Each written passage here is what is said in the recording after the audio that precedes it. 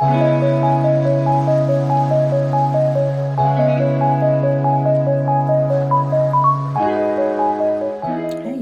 me show you today how I made these rose petal and gold flake resin coasters.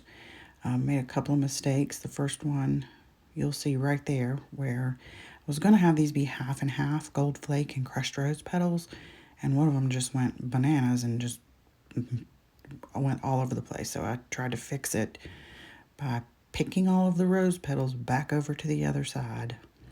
Lesson learned. I don't know why that one, the last pour, was so much thinner than the others were, because they kind of stayed in place.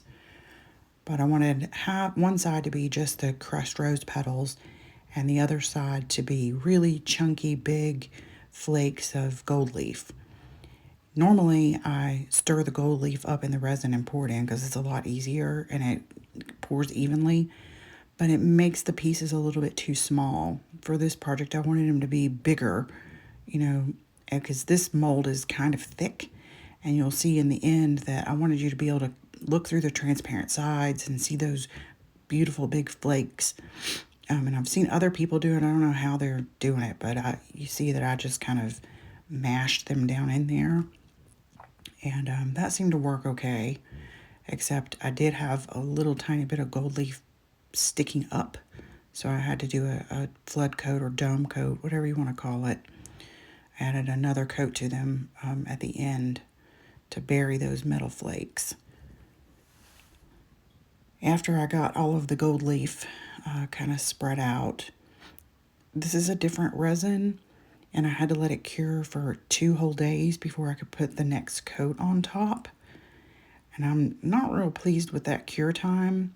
If you have any suggestions, I'm certainly open to hearing what the deal is with that Dr. Crafty Resin and why it takes so long to cure. Because everything else that I use only takes about 24 hours to get super hard.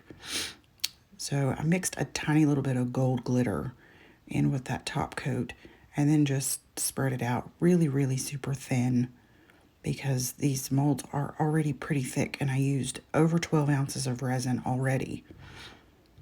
So that's quite expensive, I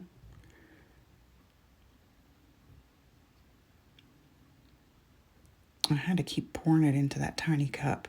These little paper cups are a lot easier to pour than the big mixing cup, but you can't really pour very well if it's over full. It only holds about 2 ounces to do a pour, but I like using them, especially when I'm doing like flowers or something.